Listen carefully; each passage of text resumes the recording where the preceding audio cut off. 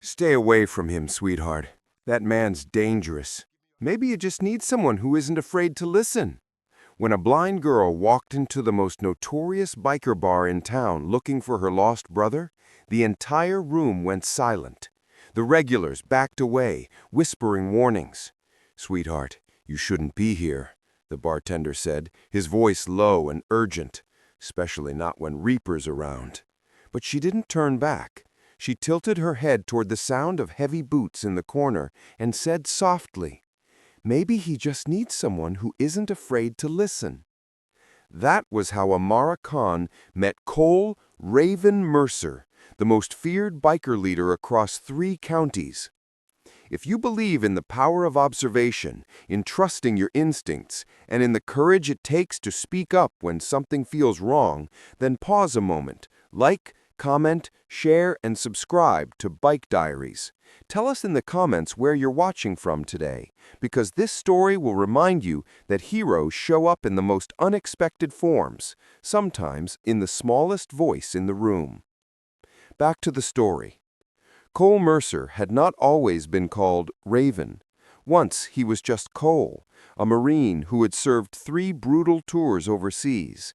Then one ambush changed everything. Half his squad was gone, and among the dead was his younger brother who had followed him into service. The grief gnawed at him, and when he came home, the man who returned was not the one who had left.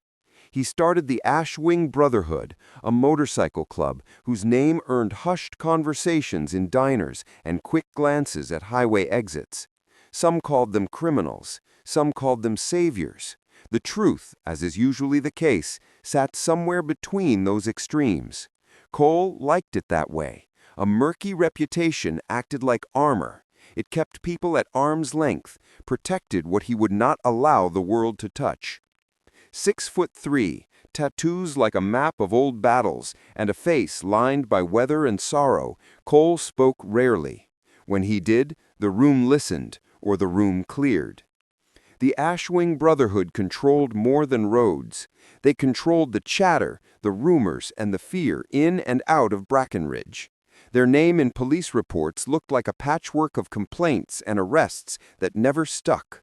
A deep file stamped in red, extremely dangerous, approach with caution. Cole sat in the same corner of the club-owned bar most nights, a glass of cheap whiskey in hand, his gaze fixed on the door like it was a wound he couldn't look away from. Regular people avoided the place, and even the cops treated the bar like a place you passed, never entered, unless you were prepared for something you might never leave. Stories followed Cole like a shadow. He'd ripped a man apart with his bare hands for disrespecting a woman, they said. He'd torched a house where dealers hid, sending flames and sinners alike into the night. Truth? Nobody could say for certain. But everyone agreed on one thing: you didn't cross Raven. Until one Tuesday afternoon, when the bell above the door chimed and Amara Khan walked in, her cane tapping a precise rhythm on the worn floorboards. It shouldn't have been there. Her aunt had driven her to Brackenridge because her brother, Daniel, had vanished 3 weeks earlier. Daniel, 23, a journalism student with a stubborn streak a mile wide, had been investigating something he called big days before he disappeared. His last message to Amara read, "Found something big. Ashwing involved. If anything happens," and then nothing. Silence that stretched and then ate itself. The police response had been the same generic line: "Your brother's an adult, ma'am. He probably ran off. Maybe he needed time." But Amara knew Daniel. He wouldn't go silent, not with her. So she followed the only lead they had found in his tiny apartment, a matchbook from The Last Stop, the bar everyone whispered about. When Amara stepped inside, conversations dissolved mid-sentence. Pool balls froze in mid-arc. The jukebox seemed to lower its volume as if it too were holding its breath. "Miss," Pete the bartender said, his seasoned voice urgent, "I don't think you want to be here." Amara turned toward him. Her eyes were pale and milky, clouded by the kind of blindness that had been with her since childhood. Still, there was something in her face or in the set of her voice that made people see clearer than sight would allow. "I'm looking for someone. My brother, Daniel Kahn, 23, about 5'9", black hair. Someone here must have seen him." A hush rolled through the room. Pete glanced nervously toward the dark corner where Cole sat like a sentinel, still as a statue. "Sweetheart, I haven't seen anyone like that. You really should—" "I'm not leaving without answers," Amara interrupted. Her voice was soft but forged with steel. "Someone here knows something about my brother. I can feel it." And then Raven spoke. His voice was gravel and low, the kind of voice you felt more in your bones than heard. "Girl's got a death wish, walking in here blind and asking for trouble." The temperature in the room dropped. The bikers watched like predators watching prey test a snare. The crowd parted as Amara moved toward the corner, cane clicking, people stepping back as though their bodies recognized the danger before their heads did. "You are Cole Mercer," she said, not a question. "Raven," someone whispered. The nickname fluttered like a dare through the air. Cole cocked his head, genuinely curious. "How do you know?" "Your voice," Amara replied. "It's exactly how Daniel described it." Then, with a small, rueful smile she didn't realize she was wearing, she mimicked a line Daniel loved to use. "Sounds like he's been chewing gravel and smoking regret." The bar went dead silent. Cole's fingers tightened on his glass. That kid, the one who wouldn't learn how to walk away. Amara's breath caught. "You know him? Where is he?" "Don't know. Don't care." Something in his tone was off, and Amara, whose life had taught her to read voices more faithfully than faces, heard it. She stepped closer, close enough to hear the measured drag of his breath. "You're lying, Cole," she said. "You know exactly where he is or what happened.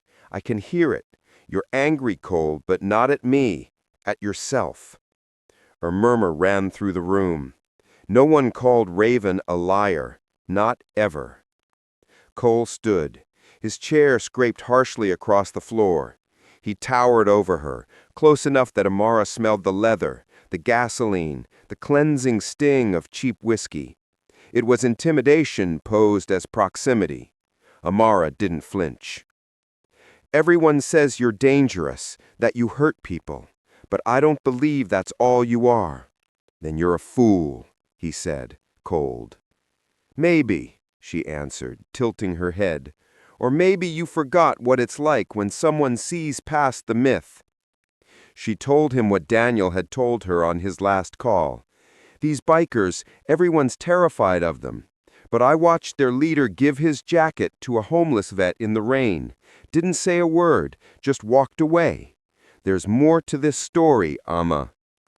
Cole's face went harder at the name Daniel still used for her. That night had been 3 weeks ago, a cold rain and a man shaking outside a convenience store. Cole had noticed the dog tags, had thrown his jacket over the man's shoulders, left $70 and the address of a VA clinic in his jacket pocket, and walked away. He had hidden the kindness where men like him hid kindness, in the dark, where no one would expect it. "You shouldn't have come looking for trouble," Cole said at last, voice low. "Your brother, he's too curious for his own good." "Curious about what?" Amara pressed. Cole hesitated. No one in the bar breathed. Finally, he bent close and murmured a list meant to be swallowed. Corrupt cops, planted evidence, missing people nobody cared enough to find. Daniel had found a connection between the police chief and 3 disappearances. Teenagers and young men from the nearby reservation, kids from poor families, names that disappear easy in the system. "Except him and us," Cole breathed. Amara's fingers tightened on the cane. "Where is he?" "Safe house, 2 towns over. We pulled him out before the cops could make him vanish like the others. Kid wouldn't stop sniffing around, even after they threatened him." Tears slid down Amara's cheek before she could stop them. "He's been calling me," Cole added, Every day. You're not answering. My phone was stolen 2 weeks ago. I thought he left, that he abandoned me." She swallowed. "He always talked about you." "That kid talks about you so much it gets on the nerves of my guys," and a sound like a laugh escaped him, a real one. Several of the bikers blinked at the bar's corner, surprised by the sudden sound. "How did you even find this place?" Cole asked. "The matchbook. I had someone read it to me. I had my aunt drive me. She's waiting in the car." Cole glanced toward the door, then back at her. "Smart woman. This place isn't a Sunday bake sale."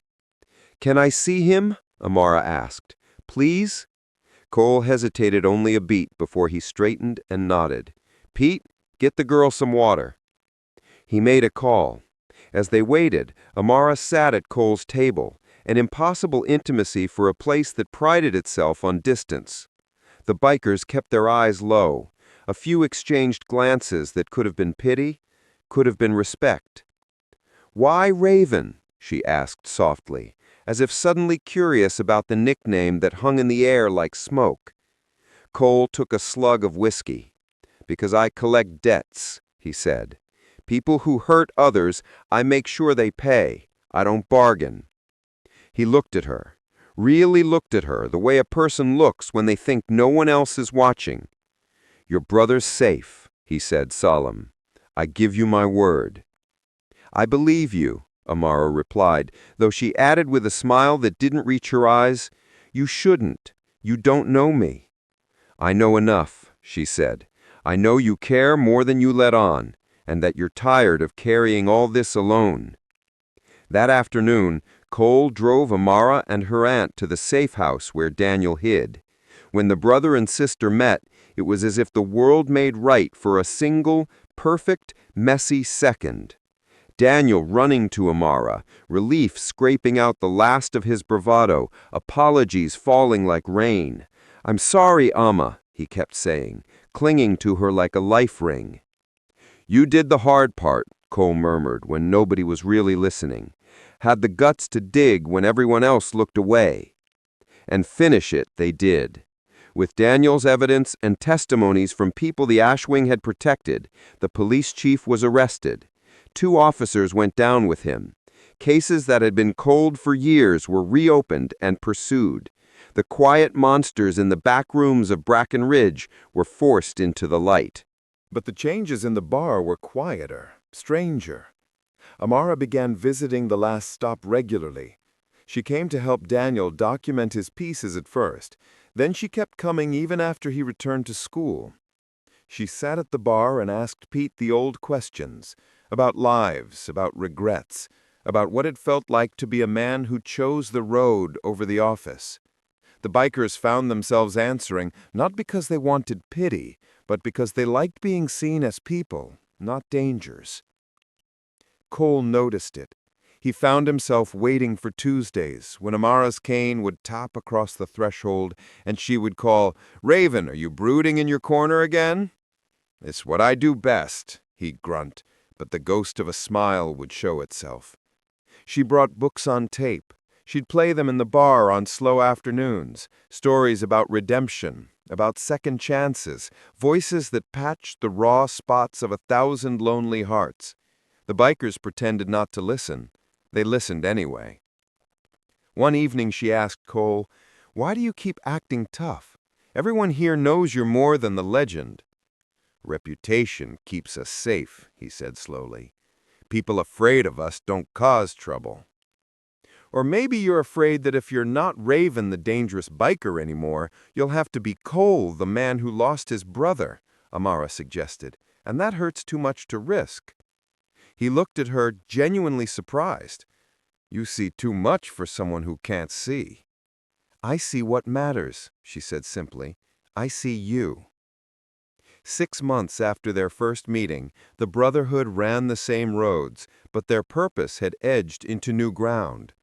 They started a program for homeless veterans. They built a partnership with the reservation's youth center. They became a name people whispered in a different tone, as the ones you call when the system fails you. They didn't drop their edge, but they sharpened it toward protecting the weak, not hunting the strong. Cole remained Raven to most, but Amara had a gentle way of pulling him into being Cole again, the man who could laugh and be small in the best ways. She began to matter in ways he hadn't let matter in years. For him, it was like learning how to breathe with both lungs after forgetting one.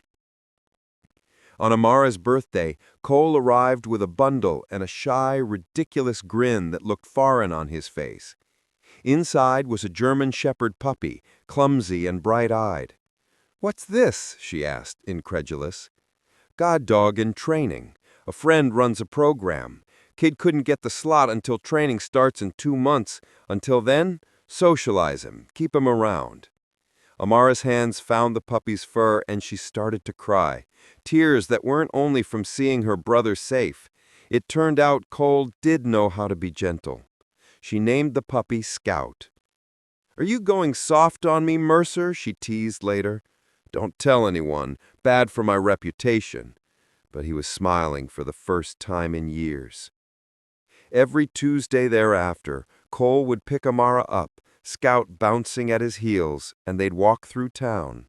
The blind girl with a future guide dog and the dangerous biker who had learned how to be kind walked side by side. People talked, but in a softer way now. They nodded instead of sneered. One night, as the sun tucked itself beneath the hills and the lights of Brackenridge glowed like fireflies, Amara asked Cole, "What changed that day? Why didn't you have me thrown out when I came in?" Cole thought for a long time, staring at the horizon like it held the answer. "You reminded me of him," he said finally.